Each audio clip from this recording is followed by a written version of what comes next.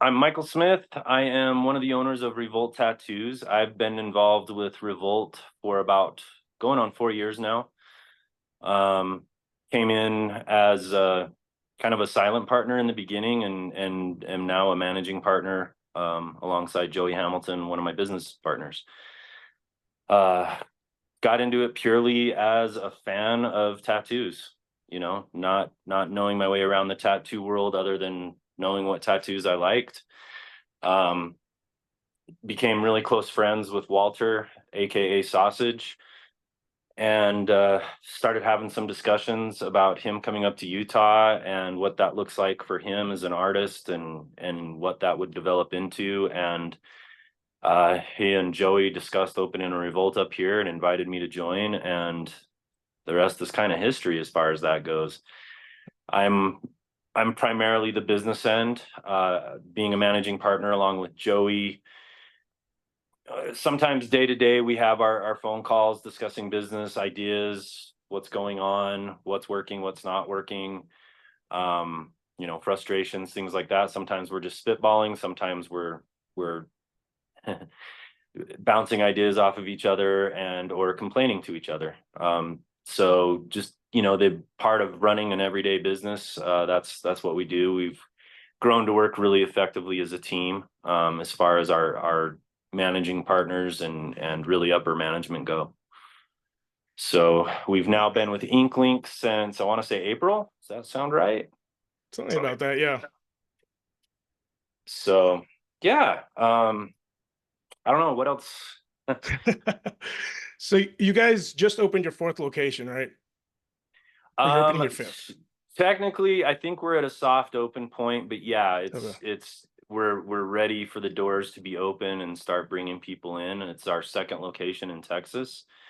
We have two right around the Houston area, one in the Woodlands at Woodlands Mall, and this one's down in south of Houston in Baybrook Mall.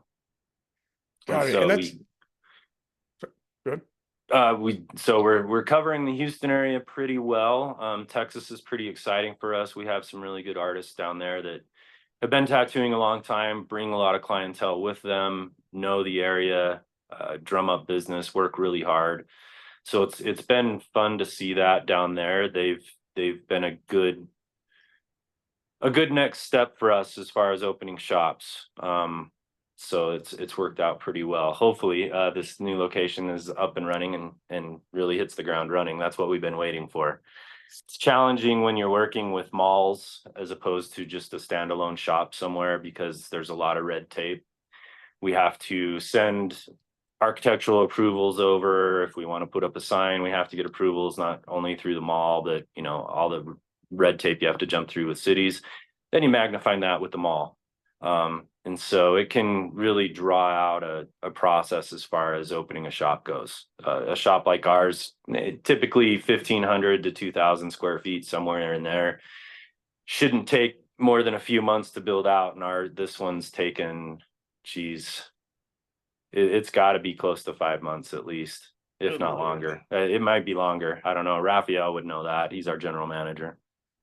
Yeah, I remember you talking about it when we first started talking. So at least 5 Yeah, months. yeah.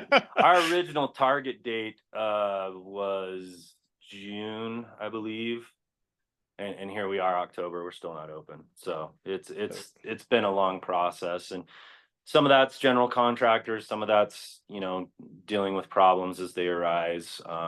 That's something that we're learning as we open more shops is try to streamline the process, as we grow this company, quit reinventing the wheel every single time, which has kind of been our MO. We've kind of reinvented the wheel every time and taken tidbits of what we learned.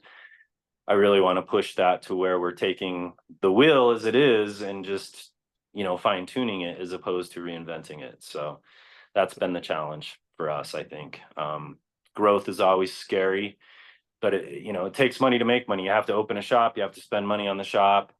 We're trying not to put yourself in debt in doing so is always the really hard part about growth, and where that money comes from, if you're generating enough income or not, to lend itself to to expansion. That's what's been tricky to navigate and to deal with personalities, whether it's the new people that are going to come on in Texas or the existing people in Texas, and things that they want to see in a new shop. Like I said, dealing with different malls and things like that. And then for us as a company, just making sure that we're not outgrowing ourselves to where we're taking hits, and that's the main thing. And the key factor to all of this is the artists.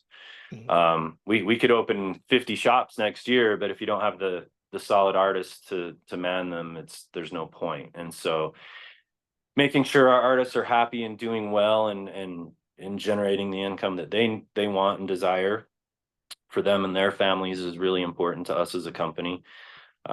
It's not something that we take lightly. Our retention on our artists is usually pretty good. I know there's been artists with Revolt the entire time, pretty much, of its existence, or pretty close to. And that, I think, speaks volumes to Revolt, that an artist is willing to stick around for more than a couple of years.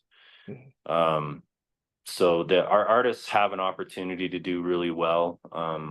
You know, we are associated to some degree still with Ink Master, with having Joey Hamilton being a previous winner on Ink Master, and Sausage being America's favorite on Ink Master, for lack of a better term. So it's been really interesting to be part of this and watch it grow from the business end, especially from an outsider, someone that's not of the tattoo world, other than someone that just gets a lot of tattoos. Definitely, man. Yeah, that's why I wanted to talk to you, is you have that outside perspective. I mean, a lot of the people we have on here are tattoo artists. They've grown their own shops, but you have more of that business background. So there's a few things I wanted to touch on, but I think it would be great to talk about, like, I would say the average, it seems like a shop keeps an artist is 2 to 3 years. And you guys obviously keep artists a lot longer than that. I mean, when you're looking for artists, when you're getting ready to hire somebody, and like, what's the secret, I guess, or not even, I'm sure it's not even a secret, just general things, but how do you guys go about that? You know, a lot of it are people,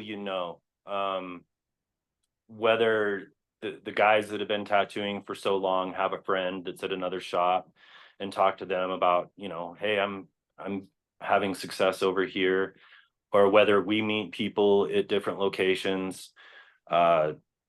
We've had artists reach out to us on Instagram and come and do a guest spot. I think a lot of it does start with guest spots, and see if they're a good fit. And some aren't. Some don't like the structure we have, because we do run more, quasi corporate. Even we're not corporate. We're not the establishment in an anti-establishment community, but sometimes it does feel that way. Yeah. So for us, I would say it's making sure we try to find the right fit in an artist. The first thing we're looking at is their artwork. Are they an A artist? Are they a B artist willing to improve? Are they a C artist really willing to learn? Ideally, we don't have too many of those. Hopefully we can get the B artists that really want to grow with the company and become those A artists. And then I think the thing that always impresses me is when you have someone like your Joey or your Walter, or a number of artists that we have that have been doing it for over 20 years, that still want to improve their skills. They're not satisfied. And that really, I think, is not as only is that appealing to me as a fan of tattoo work, but it's, I think, appealing to other artists that want to learn from someone like that. And so for us, I think that's really where it starts, is seeing if they fit, if their artwork is good, and then asking or inviting them to come in, or vice versa, if they ask us if we're hiring and things like that. And sometimes we are. Sometimes we have lost good artists. Sometimes we've had artists that just didn't work out. And that's always the tough part too, is we are there's limitations to what we're willing to tolerate, because we are a brand. We're trying to build this brand that is Revolt Tattoos. We're not trying to necessarily fall on past laurels or acumens. We really want to build our own brand and have people that want to grow with it.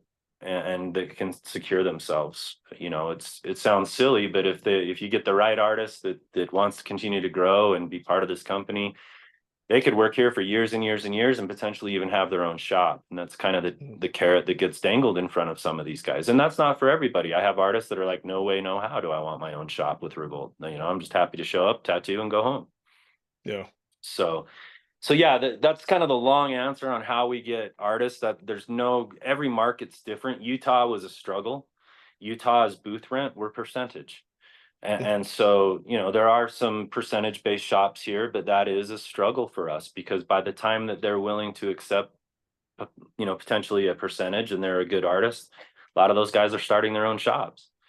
And so Utah was a rough one for us, and a lot of our people that are in our shop here in Salt Lake are actually transplants. They came from a couple from Las Vegas, one just joined us from California. So that is, every market's a little different for us. Got it. Got it. Yeah, I didn't think about that in Salt Lake being mostly booth rent, but that yeah, it would be Yeah, interesting to find there's people a to there's a high percentage that is. I think more and more I'm starting to talk to guys that do percentage base. Um, and even then we run into battles like because of our location. Our locations are a big brunt of our marketing expense because we're placing ourselves not just in any mall, we're placing ourselves in high traffic malls. Most of the malls that we're in at this point are in the top 25 of the country. And so you have that, you know, there's a cost associated with that. And so, but that's also, you know, again, to use the phrase dangling the carrot, that's part of what we do for our artists is the marketing. We you know, try to do some of the marketing, partnering with InkLink and getting pushes for them that way. Our website, the notoriety that both Joey and Walter have, that all works to the benefit of different artists. Because if someone comes in because they know Joey or Walter at one of our shops, but they can't tattoo or don't want to necessarily even do that tattoo, then one of our other guys very well might. And now they're establishing a client base based off of someone that came in not knowing who they were, but knew who Walter or Joey were. And then a lot of our artists are building a name for themselves. And so people are coming to them and it just gets more and more visibility. and I don't think that's thought of enough when you look at booth rent versus taking a percentage. People just see as, oh, the percentage is more, but at least the shop should, for the most part, if the owner wants to make more money out of it, be pushing marketing and getting the person clients. With a booth rent, it is every time I've seen it, it is a you eat what you kill. You're Yeah. 100% responsible for your own stuff. And like you said, with the percentage base, most shops I see um will actually do marketing for their artists and bring them in clients because it is beneficial to everybody. So it's I think it's one of those things that doesn't get taken into account enough when you're looking at what kind of a shop you actually want to work in. Yeah, it's tricky. And maybe I'm putting a label on artists and generalizing them a little bit, but a lot of artists, you know, come up purely for the love of the artwork, whether it starts in school and just sketching and drawing or painting, and it transfers into tattooing, or whether they just got into tattooing because they wanted to see if they could do it. A lot of these guys are thinking that way, and it's their work, they're grinding it out and they're doing it, and they miss that portion of what the company's trying to do for them. And they don't necessarily want the structure of showing up to the shop and making sure they're there. And that's hard because with a shop like ours being in the malls, we need people there because ideally the mall, we're receiving walk-ins, you know, and if every time someone walks in our shop to try and schedule an appointment, they're 6 months out, well, we're going to start having people not come in because they know that they can't get an appointment. Versus if they see Revolt sign in the mall, they're like, holy cow, a tattoo shop in the mall. I'll walk in, I bet you they can't get me in. And then we're like, oh yeah, we got something to get you in, you know, can you come back in an hour or whatever? And then they can walk out of the mall with a new tattoo that day. And so what we're not necessarily trying to structure their life and trying to structure, you know, be like, oh, you got to be here at 10 a.m. every day on the dot, no exceptions. We're just wanting to be there for our clients as well. And the more that we're there and the more clients walk in, the more money that the company can make, the more money obviously the artists make. It's never been an idea to make the company wealthy first. It's always the artists come first. That's, I mean, these are, I'm talk to these guys on a daily basis, you know, I want to make sure that they're eating well. um this is not a selfish company, and that's the trick, is you do have to structure it so that everything starts lining up and making sense and working. And that's the part that some artists that might want to go against the grain or not like the structure don't necessarily understand. And that can be challenging. We've had artists that have left and then they want to come back because they're like, you know what, I was doing pretty well there. And it's like, yeah, no kidding. um and they see that down the road, and at times we've brought them back, and then at times we're like, no, sorry, you know, you keep doing this, and pretty soon it's just not worth it. We want the people that are eager, that are hungry, that want to work, that want to put out really good artwork. um and that's what we want. And again, it's all part of building this brand that hopefully can become a legacy one day. You know, you see it up there, so that people know the name Revolt, not just know the name Revolt as associated because of Joey and Walter. You know, we while that's great, and nobody's spitting on that, we do want to build our own brand, you know, so that not just Joey and Walter are the famous ones, but any artist I have, someone's really happy to get a tattoo from them because they work at Revolt. That automatically means that they're a really good artist, and that's what we're pushing for. And when you do hire somebody and have a new person come in, is, I guess, like, is there certain what am I trying to say? I guess personality type, like making sure people mesh, because that's one thing I've also noticed is the shops that keep the people the longest and that are the happiest and actually seem to grow the fastest. Like all the artists get along. It's a almost a like second work family when they're all together. Versus I see shops that are having a lot of problems and it's artist after artist and there's always fighting and drama and it's yeah. It's funny you mentioned that because we have definitely had that in our shop. Especially the one I can speak mostly for is Salt Lake, because this is the one that I'm most involved with. Although I'm involved with all of them, my experience is, and the problem solving is typically around the Salt Lake one. And I work closely with our shop manager, Cindy, and it's usually her and I that deal with a lot of that. And then Walter, when he feels he needs to step in, you know, as an owner of the company as well, we try to keep some of that pressure off of Walter so that he can actually tattoo. Uh, but we have had people that didn't mesh right, that just didn't feel like they were part of the family, which is what we have. Like I said, you talk to these people every day. Sometimes I talk to Cindy more than I talk to my wife. I talk to Joey sometimes every day, sometimes just a few times a week. And when you're doing that, you get close by default to these people.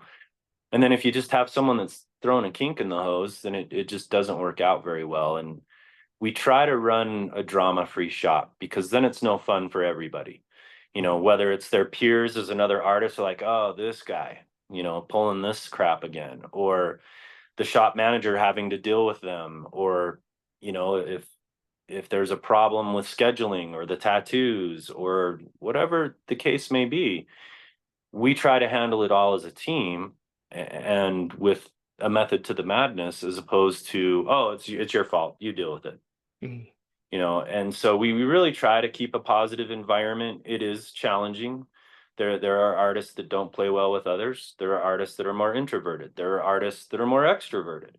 There are artists that have their own desires to grow and be something outside of what is Revolt, and there's no shame in that.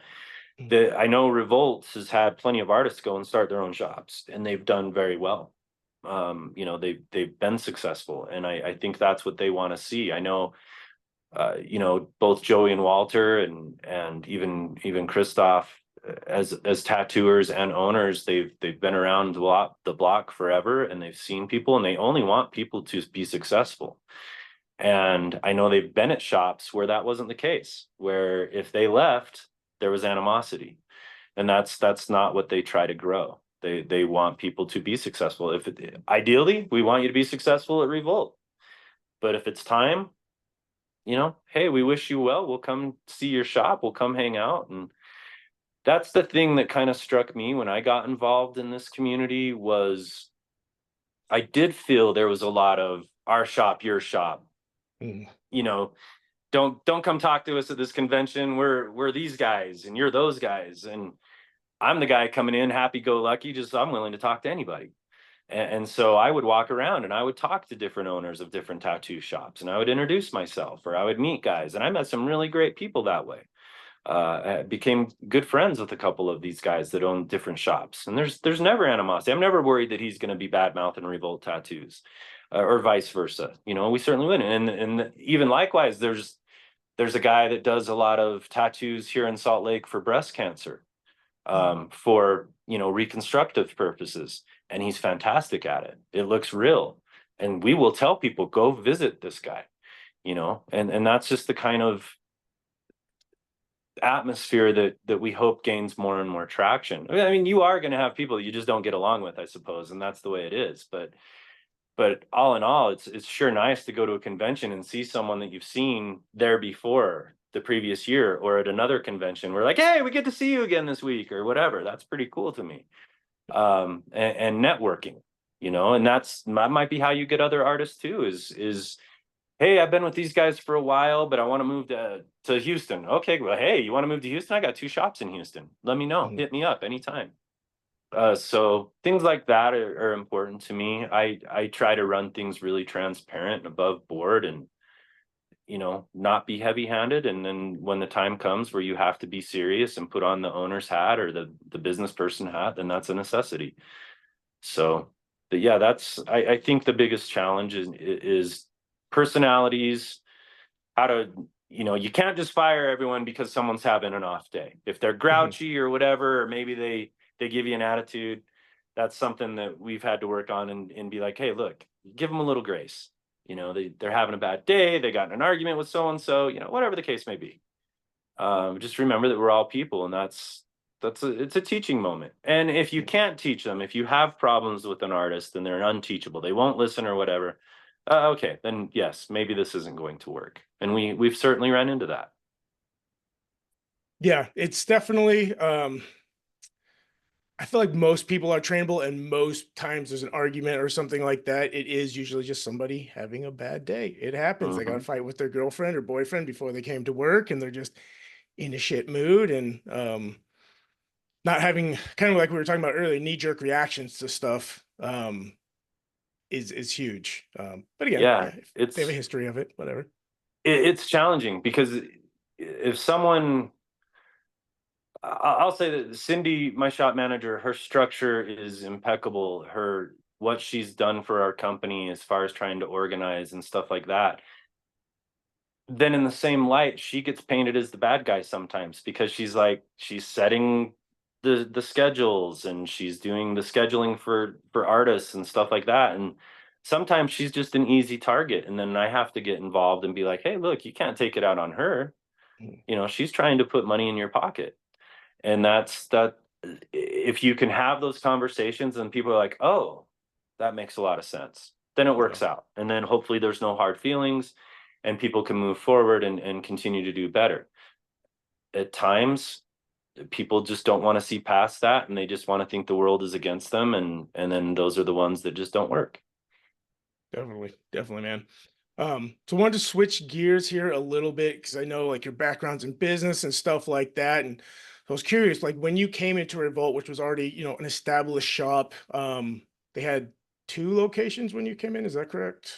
Or one? Actually, they had 3 Had locations three. when I came on. We had 2 in Las Vegas. We used to have one at the Meadows Mall, which is more of a locals mall in Vegas, and Mm, then of course on the Strip at Fashion Show Mall, which is our flagship shop. And then they also had one at Lake Tahoe in what used to be the Hard Rock Hotel. mm, We actually closed the Hard Rock one down because I take that back. Hard Rock sold to the Nugget casinos, and we just didn't know how that was going to go, what the traffic looked like. There wasn't a lot of easy communication there for us to know what the plans were with the Nugget. If they wanted to push this, if they wanted us to be part of it, things like that. So ultimately, we closed that one. That one was a really hard one for artists because it was feast or famine. Ski season and boating season, sometimes, a lot of people coming through that hotel. In the off seasons, Mm. not so much. And even then, in the ski season, people aren't wanting to show up at the tattoo shop at 10 in the morning to get tattooed. They want to be out on the slopes. Yeah. And so my artists needed to be adaptable and maybe work late nights and do tattoos when people aren't skiing. Mm. And so that one was a little tricky as far as destination tattoo locations go for that. I think it could have been even more successful than it was, and it did have some good success. Uh, but it's also finding those artists in that area that maybe want to work from 7 p.m. until 1 o'clock in the morning doing tattoos, because that's Got it. probably the time they're going to be the busiest. And we sent people there on on a guest spot type thing, and they made a lot of money. And then the Meadows Mall was kind of our stepping stone to get into the malls. When we partnered with Baybrook Mall, Baybrook Management is the company that runs the malls. They needed to make sure that a tattoo shop would work in the malls, and they needed to make sure that it wasn't, some scary tattoo shop coming into their nice malls. And so they wanted, and again, all this was before my time, so I might be a little hazy on some of the facts, but as I understand it, it was a stepping stone to get us into more locations down the road. Mm. And we eventually sold that to the anchor artist who wanted to go out on his own. And it was, well, we can work with him, or we can see him as a competitor. And he was a great artist, with a lot of his own ideas, and he wanted to go out on his own. And so it was an opportunity that I think worked for both of us. And then Salt Lake was technically, I guess, number 4 before we got rid of those. And we had both of those with Salt Lake simultaneously. And even when we opened our first Houston shop, and then we shuttered those two down. And now we're opening the other Houston location. So we are officially right now at 4, with hopes to continue growth. There's nothing necessarily on our radar as far as we want to be in this city, or this city. We have some ideas. We've Mhm. had some invitations, but again, it's finding the artists too. It's all fine and dandy to say we want to plop a shop in Miami, and we don't have anyone to work there. Um, and you don't necessarily want your anchor artist to be someone that you don't know. Yeah. So that's something that we try to keep in mind. But if we know an artist that has interest in being an anchor or even joining the team in some capacity, then that's something that we would consider for sure. Got it. Yeah. I could definitely see Lake Tahoe if it was structured correctly and artists willing to work certain hours. Like if you can afford to go skiing there, you you can afford a pretty Yeah, good tattoo. Tahoe. I know Elijah, who's our partner down in Houston. He's a grinder, man. He goes in and he'll just work, work, work, work, work, work, work. His work ethic is honestly second to none. The guy just works, and he's a great tattooer. And but I called him up one day. I'm like, hey, I got to pick your brain on Tahoe. And that was the first question he asked me. He's like, well, what time are these guys working? And I told him, he's like, man, that's not going to work down there. Yeah. And he knew it, and that's the trick. But when you have tattoo artists that have families and things like that, it's a challenge. And so that was the direction we decided to go. I think when it changed from Hard Rock, it became a little different atmosphere as well. Mm. It maybe it's not as good a fit for the Nugget Casino or hotel as a Hard Rock hotel, or some of those, kind of a little more mainstream type places.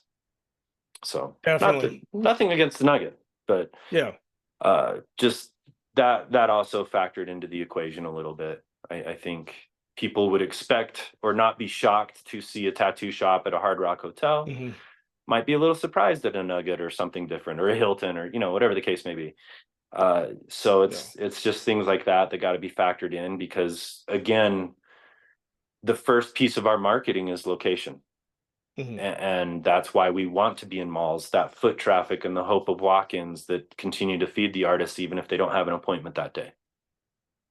Got it. Got it. And yeah, something that you said about, asking artists to change hours and stuff like that just kind of made me think of this. And it's fairly easy when you're hiring someone new to set those expectations of the hours they're going to work. But if you've already had artists there for a couple years working certain hours and then you try to get them to change, it's a much more, you're going to get a lot more pushback. We'll just say that. Oh, for sure. You know, people get set in their ways or structures, and it's really hard, whether it's in this industry or even my other industry. If I walked into my office tomorrow and said, "Hey, we're changing our office hours to 6 in the morning until 6 at night," all my guys would look at me like you're crazy. Um, so people do get used to the structure that they have had for however long, and when you turn that upside down, it starts getting a little tumultuous, I think, or they worry like, "Oh, why are we doing this?" And again, that's part of being transparent with I think at least in upper management. It'd be really hard. We have 20 some odd artists, I think, at this point in the 4 different locations, or 3.5 locations, soon to be 4. Really hard for me to email or call and have individual conversations every time we're talking about something. So a lot of times we do that with the shop managers and hope that they disseminate that information down through their people. And it's just something that you want to build that bond with, and make people feel that, hey, here's a peek behind the curtain. This is what we're doing. This is why we're doing it. And again, hoping that they understand it's with the intention of them first. That's always my goal, is the artist first, because at the end of the day, they're as great as Joey or Walter are as tattoo artists. If we can't keep our artists happy and making money, there's no Revolt tattoos. There's only going to be a Joey or a Walter tattoo. And so for us, we really want to make sure that we're building a company that can provide for every single person that works for us. Artists first, piercers, staff. You know, it's a responsibility that if a shop's not working, I would hate to have to be the guy to say, "Oh, we got to make staff cuts because the shop's not working out." No, I don't want to do that. And so that's, I think, some of what gets lost on tattoo artists that don't understand the running of the business side of things necessarily, is there is a headache. There is more, especially for owner artists such as Joey and Walter, that have that stress of making sure the company's running and making sure that they're working and putting food on their own table as artists. And so it can be a struggle for sure. Definitely. And another thing that you just mentioned that I think would be great for shop owners and artists to understand is when you are making changes or things need to be different, explaining why. Because I feel like a lot of the time people are like, okay, we're going to start coming in at 10 instead of 12. People are like, what? I don't want to do that. But because Yeah. it's going to make you guys, it should make you guys more money, stuff like that, like giving the reason why you're actually doing it. And that is for their benefit versus just saying, hey, we're just going to change, make this change. It's funny to me, and I believe it in one hand and not on the other. As stupid as that may sound, is I've been told from different artists, whether I'm coming down on them or having a conversation or like, "Hey, is everything okay?" I do get involved with those types of conversations, and well, it's not about the money, and it's like, I get it. In principle, it may not be about the money, because you want to make sure you're putting out your style, your artwork, and I more than appreciate that. It's very honorable. But at the same time, I don't know too many tattoo artists these days that want a tattoo for free. Yeah. And eventually it is about the money in some shape, form, or another, whether it's because you need to make your car payment, your house payment, whatever the case may be. It does circle back to money. And that's because we all need it. And if you're in a position in life where it's truly not about the money, then fantastic. That's great. Then sit back and enjoy it. But understand, in order for us to make the money, we have to cater to our clients. And that means being available during certain hours, being willing to tattoo something that you may not want to tattoo. And yes, if you're at an upper echelon, then you absolutely may have some things you're unwilling to do. If you're new into tattooing and you've only been tattooing a couple of years, you may have to sit and knock out a whole bunch of hummingbirds that you don't want to do. And that's just the way it is. Typically, I used to say we didn't hire anyone that had less than 5 years of tattoo experience. There are exceptions to that rule, and we've seen those. And I've seen guys that have been tattooing for just a handful of years that were fantastic. And then I've seen guys that have been tattooing for 20 years, and I was just scratching my head like, really? This is what you've been doing for 20 years? Yeah. And I'm not one, I usually won't get involved in the critiquing part of it. because any of them can probably do better than I can in a tattoo. But I do know what a good tattoo looks like. I've been around it enough, and as a fan of tattooing and understanding the history, and I've learned from some top guys in the industry. I'm lucky enough to be around the artists that I'm around on sometimes on the daily. And all of my tattoo artists have a very good education when it comes to the tattooing, whether it's because they specialize in anime and can talk to you about anime all day long every day, or realism or black and gray. It doesn't matter. These guys know the history of tattooing and why certain things work. And someone coming in that maybe doesn't know that might have a struggle on their hands. Definitely, man. Definitely. Agreed with that. There's, especially these days, man, there's some so I had an apprentice on the podcast, I don't know, probably 6 months ago. She's out of Vegas. When I saw her work, I thought she had been tattooing for 7 or 8 years at least. And she had been tattooing on skin for 4 months. And I'm like, what is happening? Like, I Yeah. would let you tattoo me. It's insane the level that's but like the bar has been raised so much the last couple of years because you have quote unquote kids that like get a degree in art and always love drawing and like all of a sudden like, oh, I can make, even if the shop takes half, $75 an hour to do what I absolutely love, as tattooing becomes less and less taboo. But um it's been really cool to see, but it's also definitely, changed the game. There's phenomenal artists in every city now. Oh, it is. It's amazing to me. We have a couple of apprentices in my shop right now, and they're both great artists. Mm. One has a major background in art and education. She actually teaches it. And she comes along, and her mentor looks at some of the stuff she's doing. She's like, man, she's better than me already in some things, because she understands composition already. She's learned it. She's taught it. She understands, the color wheel. There's guys that you're like, I luckily not in my shop, but I've seen tattoo artists. I'm like, are you colorblind? Do we know how this works?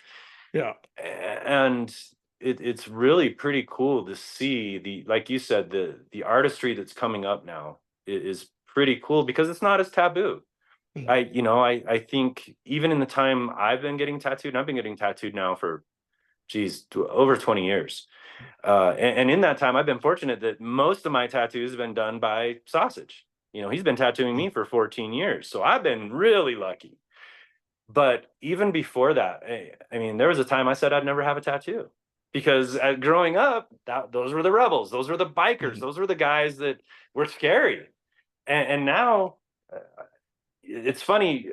The first how I came to know you and come across the Ink Link was listening to a podcast, which by the way is still the only podcast I've ever listened to. Ah. I don't listen to podcasts, but Joey said, "Hey, you got to listen to this." Listen to, and I forget the guy's name who was on with you at that time, but I sat and took 3 pages of notes because you had so much information for the tattoo industry. And as an owner, for me to just be able to absorb that, I still have them around somewhere. And that I even doing it today, as you say some things, I just write my notes because I can go back to them and it becomes ingrained in me. And as a business owner, that's what I want because I'm never satisfied as a business owner. I'm Mhm. always looking on ways to improve, how to make our shop better, how to make sure our artists are doing better, how to make sure that I'm doing better as an owner. What can I do to improve me so that I can pass that along to someone else?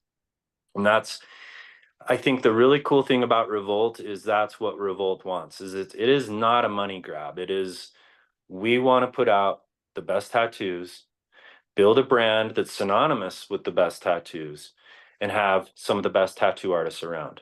It doesn't mean we're going to always capture that. There's going to be tattoo artists out there that work for themselves, that don't work for anyone else, that are the amazing tattoo artists, and we're never going to have a chance at getting them. But if the more we build our brand, the more people may be like, hey, I want to go work at Revolt. And then we're going to hopefully see an influx of just some really special tattoos go on. And that's what I hope. Because when we go to some of these shows and you see some of these artists that are just doing things that are wild and amazing, it's exciting. As a fan, that's super Yeah. exciting to me to see that. You walk by and you're like, holy shit, how did you do that?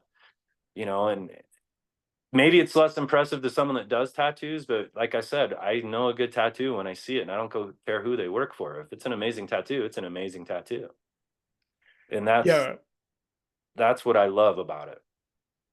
Yeah, we were at the Evergreen Invitational like 6 months ago. We did a seminar down there, and that's an invite only. People come from other countries, and like just so many artists, like 300 artists, and just the level of work there was so phenomenal. It's just so cool to see, and some of the friendliest people you'll ever meet.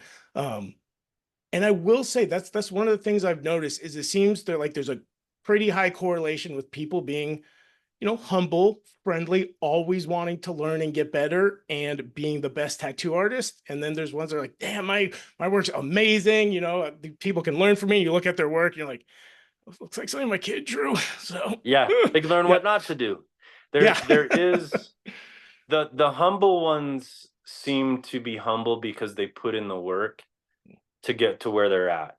And so that's what I'm always impressed by, these guys that do knock the tattoos out of the park, and they're very humble about it. mm, Yeah, I'm around them all the time. I have artists in my shop where he's like, "Oh, I'm an okay tattoo artist." Like, no, dude, you're a great tattoo artist, but he's never satisfied. yeah, And I'm not talking about the Walters or the Joeys. I have other artists that don't. They're never satisfied, and it's endearing to me. But at the same time, it's like, man, I wish you could see yourself through my eyes, because through my eyes, you're an amazing tattoo artist. And so it's I like that when someone's humble about it, but I do think that's because they put in the work, they put in the years, and it wasn't just given to them. And then I have seen new people come in that are just out of an apprenticeship or possibly still in one, and they think they deserve to be making $100,000 already. yeah, And it's like, you got to earn your wings a little bit. definitely, definitely, man. So when you started working at Revolt, how I mean, what were because you come from a business background, you're a numbers guy like I am. Um, what are what were the things you changed, I guess, and what are the biggest things you see with tattoo shops? Because tattoo shops are notorious for not being great, I guess, with the business side of a shop, like the numbers, pay, like all that kind of stuff. So Yeah. Oh, 100%. I think if you are, there are definitely exceptions to the rules. There's a guy here that runs a shop. His name is Mason, and he is a very, very smart business person, and he's a great tattoo artist, and he's a great business owner. And so I love talking to him. We've gone to lunch once or twice, and just kind of spitballed some ideas, and he's also just the coolest guy you'll ever meet. So there's exceptions to the rules, and it's not that a business guy coming in has all the answers, because I was very cautious coming in. I didn't want to step on toes mm, because I'm not from that. And Joey was somewhat guarded, I think, in the very beginning. I mean, Joey knew who I was, and Joey, it was funny because I think there was conversations and, oh, Mike in Salt Lake, Mike in Salt Lake, Mike in Salt Lake, and I don't think he was putting a face to the name for a while. And then he sees me walking up, like our first meeting when he came into town. He's like, "Ah, I remember those tattoos," because he'd seen Walter doing the tattoos on me in yeah, Vegas.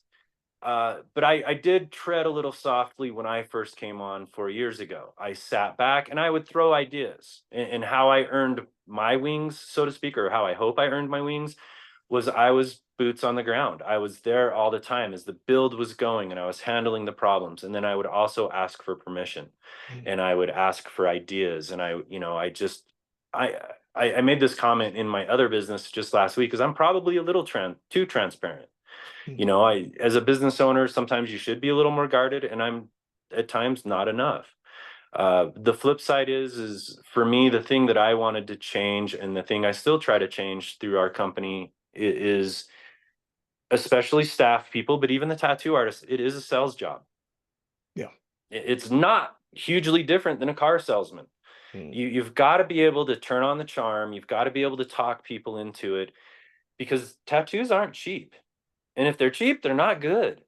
yeah, And so you want people to believe that they need that tattoo. mm, And so all the time I'll be in our shop, and I don't work at our shop on the daily at all. I'm there once a week. Lately, I'm lucky to do that. Sometimes I'm there every day, but when I am there, I lead by example. Is I will stand out front of that shop. I will greet people as they're coming in. Or if I see someone standing outside of our shop looking up the sign where we have video monitors in our window, I'll walk outside the doors of our shop. And of course, I'm in the mall hallway. I'll say, hey, do you have any questions? Do you want to get a tattoo? You thinking about getting a tattoo? And I just make it personable. Mm, You know, hey, what's going on? What's new? Just make them feel like they just met a friend, yeah. and make them comfortable enough. If I can get them in the shop, that's step one. If they already came in the shop, all right, step one's already accomplished. Now let's talk tattoos. What are you interested in? What have you always thought about getting? And really dive into that. Introduce yourself. You know, I want people to know when they walk in, oh, that Mike guy I met at Revolt, he was a really nice guy. I want people to think that. As opposed to the old days, I've walked into a couple tattoo shops, not even that long ago. I've walked into some tattoo shops. Nobody looks up, or if they do, it's kind of a, "Ugh." If I don't look like a potential client, I don't know who does. You Yeah. know, I am heavily tatted. And for me to walk into a shop and not even get a look is flabbergasting to me. So just communicating, talking to Mm, people, make them feel welcome. That was the main thing I think I've tried to change. As far as the structure of the business goes, I wouldn't say I tried to change a lot of stuff, maybe just more tracking and formalizing stuff. If you have a problem with an employee, put it in writing. You mm, know, if it's not in writing, it didn't happen. Just some basic business stuff that protects the business, or you as a manager or something like that, just so that there's things in place on how businesses should run. Because I do think that's where some shops struggle. I think that's even where our shop has struggled, is to run more like a business instead of a street shop. mm. And I'm sure there are street shops that run very formal. I know that there's a lot of very intelligent people running shops, but that was something that I wanted to really put in place, and opening lines of communication, and still struggle with. You know, we with four different locations, at times it can feel like four different businesses, and it's like, Yeah. guys, we got to get it on the same page. If we're doing this in this shop, we need to do it at this shop. Now, not always. Vegas is going to do some things because it's Vegas oriented. You know, they Mm, might have NASCAR in for the weekend. They may have Super Bowl, you know, whatever the case may be. There's going to be things that are oriented to that city that we're not going to share across our platform in all different locations, because it's just not going to happen in other cities or states. But if we're doing, we just did a suicide awareness thing, which is really important to me. Um, we do toys for tats during Christmas nice. time. So we're trying to do a lot of stuff that gives back to the community and help get rid of the stigma of scary tattoos. Mhm. And that's very important to me, and to my shop managers. You know, that's the kind of stuff that we like. Definitely, man. And one thing I want to touch on real quick, going back to the sales thing, is, and I've talked about this a little bit, but as a tattoo artist, you 100% are a salesperson. You are selling your own art. And I know a lot of tattoo artists hate to hear that because they think, like used car salesman, slick back hair, like trying to pressure people into it. But that's not how sales should be. You're essentially solving a problem. And um, when did I think it was a webinar on sales, I had a comment about like, well, I don't want to act fake or something like that. And, you know, you don't have to act different. Like you don't have to put on this completely fake person, but think of it as like you talk to your girlfriend way different than you talk to your boss. You talk to your kid way different than you would talk to your mother. Um, so it's not becoming this totally fake person that isn't you at all. It is just changing, I guess, how you speak to that person. It doesn't have to be fake, because people know when it's fake. Don't do that. Oh, It's horrible. 100%. Yeah. People do know when it's fake. And if you're putting on the smarmy car salesman guy, then yes, people are going to read through that BS. And that's a lot of a lot of tattoo artists, I do feel, are introverted, and so Mhm. they don't necessarily feel comfortable talking to people. And what they don't realize is, man, if you're just yourself, that's going to shine through. And I have a guy in my shop that he would say, oh, I hate talking to people or whatever. And but if he was just himself, it's very endearing to people, and he's Mhm. just a great guy. And that's the kind of stuff that they have a hard time seeing past themselves as. But yeah, just be yourself, give them what you know, talk about what you know, and show them your passion about your art, and that'll sell them. And then Yep. tell them what works and what doesn't. If someone comes in and they want, their last name, which is, Johansson or whatever, and they want it in a circle that big, it's not going to work. You can't read Mhm. it. Explain that to them. Or if you want, somebody's portrait and it's going to look like that, well, we're not going to get the detail in there. Explain it to them. Explain to them what you're going to do with black and gray versus if they want to do color. Things like that, if you give them the details, because it happens to me all the time. People are like, hey, I have this tattoo idea. I'm like, well, first of all, I'm not an artist. But again, I've been around it enough to know the answers to a lot of this stuff. And so I Yeah. will explain the way that I have been taught. And I've been taught, again, mostly by Walter. Sit and listen to that guy, and there's not too many people that know what he knows and are as successful as he can be. And so I'm very fortunate in that way. But people will come up to me all the time, well, I just want to do something like this. And I'm like, that's not going to really work. I said, and I'll always preference it with, come in and talk to an artist. Don't let me steer you. But at the same time, I'll, tell them what I do know. And so I think if artists will be willing to just have a chat with somebody, someone walks in and I'm like, hey, what are you interested in? Oh, I've just, I've thought about a few things. And if I can feel that a cell isn't there necessarily, I'm not going to push them. I'll show Mhm. them we have iPads in our shop, and I'll say, well, here, take a look at this. Our artist portfolios are on here. If there's someone that speaks to you, let me know. My name's Mike, and just give me a holler, and then I'll step away. Mhm. And then sometimes I'll come back and like, hey, any questions? Oh no. And I'm like, well, can we talk into a tattoo today? And or I'll joke with them. I like making jokes with them. It makes it easier or whatever. But at the same time, I've had older women walking by our shop that just paused and I walked out and talked to, and they went into another store and they came back and they said, I just wanted to come back and say thank you. You were really nice and you answered my questions. And it's like, wow, that's great. Yeah. And that you make a difference. Or I went into our Vegas shop just a few weeks ago and I was there for all of 5 minutes and I made a client cry within 5 minutes. And it was because I shared something with me that was personal, and they had experienced something very similar. And she starts crying. I'm like, oh my God, I didn't mean to make you cry. And she was super sweet, Yeah. but it was an experience that we shared together. And it was actually just kind of a beautiful moment. Yeah. And those are the kind of things, if you're open to talking to somebody and you can make that tattoo special, then people are really going to remember, and they're going to want to come back to Revolt or whatever shop they're at. So this isn't just for Revolt people. This is if you are at a tattoo shop, make it an experience for somebody so that they Mhm. want to come back. And if you don't want to make it an experience for people, that's fine too. If you want to just bang out some tattoos and all that. But a lot of people get tattoos of something that's very precious to them. That's why I started getting tattooed. That's how people I've met got tattooed. And that's something that I think shouldn't be lost on the importance of that moment. 100% agree. And I'll let you go in just a second. I know I've had you for about an hour. Oh, you're good. But yeah, I definitely agree that like sales isn't what most people think. I think so many tattoo artists would, if they spent 2 hours on like some kind of YouTube videos or Udemy videos learning the basics of sales and what it really is or should be.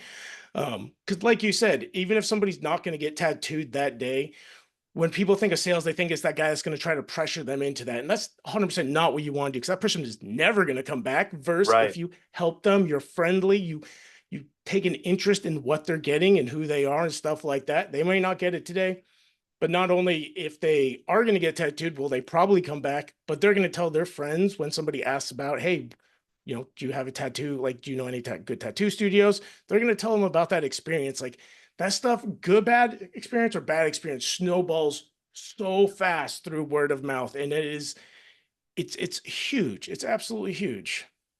Well, and it's Walter and I always tell the story because I met Walter before Ink Master, all that. I went into a shop that he and Joey and Christoph all used to work at, a different shop. And by happenstance, someone told me the night before they had a fresh tattoo. I'm like, oh, cool tattoo. And I need to get some more work done. And they told me where to go. And I walked into this shop and here's Walter, never seen him before. And he's like, hey, I'm Sausage. I'm like, what's that again? And, but he had a cancellation, and he did just this little, I don't know, you probably can't see it, but just this little Pearl Jam lyric on my Mhm. on my forearm, and it was for my grandmother that had passed away. And it was just at that moment we just shared, just for one, it was Pearl Jam. He liked Pearl Jam. I love Pearl Jam. We talked about my grandma, and we just kind of bonded. He's one of my best friends now. Mhm. 14 years later, all because I walked into a shop. He had a cancellation. He was willing to do a tattoo that, quite frankly, he wouldn't do today if I walked in. You know, because he is of where he's at, and because he has some notoriety behind him. I'm not saying he wouldn't if he had a cancellation, he was just working at the shop. He's not above it. But if he has his choice, he's doing big pieces and stuff he can really sink his teeth into, not necessarily just a handful of words on an arm. Definitely. Uh, but that bonding experience led to me to call him for the next tattoo and the next Mhm. tattoo. And then pretty soon we're going out to lunch, we're going out to dinner, our families are meeting. He moves to Utah. We're about as close as two guys can be, you know, just Mhm. really good friends. He's part of my family now, all because of a simple tattoo. So we always tell our artists and our staff even, you don't know what that little tattoo is going to turn into. That Mhm. little four-leaf clover that you don't want to do today because it's a little four-leaf clover and you're only going to make a couple of dollars off of it could turn into an entire back piece next month. Yep. And that I think is a very important lesson for everyone to learn is a lot of people, especially if it's someone that's just starting to get tattooed, they're going to have bigger ideas potentially. And if they do, they're going to know where they want to go if you gave them a time to remember.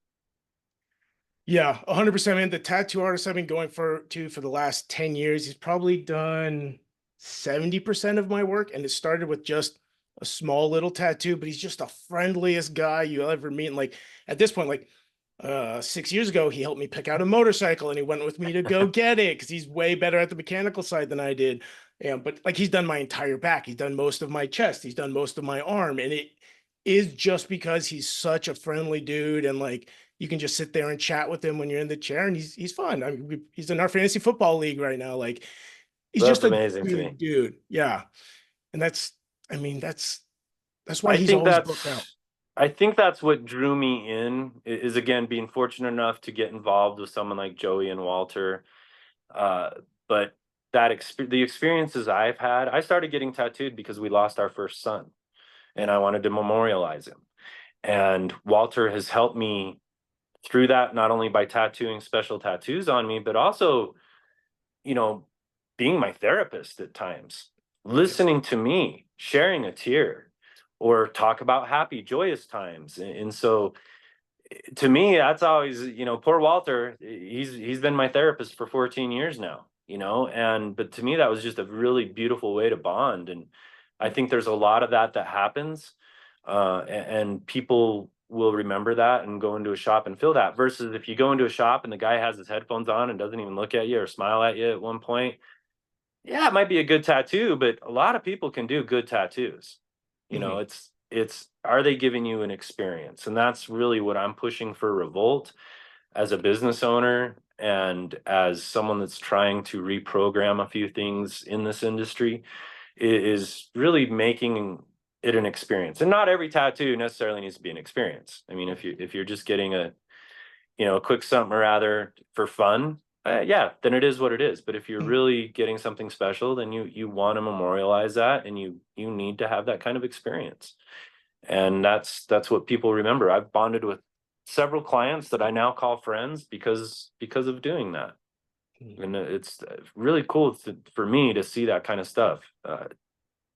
You can look at some of these tattoo artists and think, oh man, they're really scary looking. They have tattoos all over their face, all over their head, and then they're just the sweetest person in the entire world that you Yep. just downloaded your entire life history to. Yep. And that's pretty cool to trust someone enough to do that with. And then vice versa, you're trusting them enough to put something permanent or hopefully permanent on your skin. Hopefully. Yeah.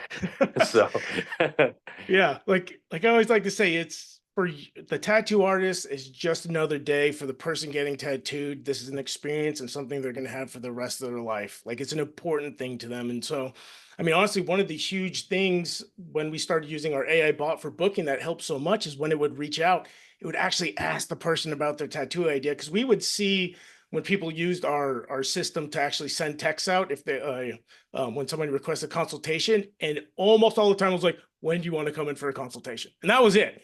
And then you wouldn't get a response versus Bob being like, hey, like, what's your idea? Oh, that's cool. And like, it actually builds rapport with them. And so the show up rate has been so much higher. And like, but like anybody can do that. It's so simple. Like, just ask them about their idea. I guarantee you they want to talk about it. So, oh yeah, yeah, 100%. The yeah. stories that I've heard, some funny, some sad, some very impressive. You know, we've had pro athletes in the shops, we've had mothers, we've had widows, you know, you name it, you see it all, and that's an opportunity to learn and really make an impact on someone. I think there's a lot of tattoo artists that don't realize the impact they've had on someone's lives just Mm, because of what they were able to put on their skin. I think they lose it because, like you said, for them it's just another day at times. They don't realize they changed someone's life, most likely for the better, yeah, or really brought them closure to something, or helped them celebrate something, you know, and that is really special. I can tell you right now, I don't remember the guy's name who did my very first tattoo, mm, but I I remembered Walter all of a yeah, sudden because we bonded and we had that. So it's an opportunity for artists to make an impact. And yes, there's a little bit of salesmanship or gamemanship with it, but don't let the reason why get lost. 100%. And I think that makes a difference. Definitely, man. Well, Michael, I massively appreciate it, man. I know I took up about an hour of your time. Thank you so No, much. thank you, brother. We will talk soon. Cool. Sounds good, man. All right, man. Bye.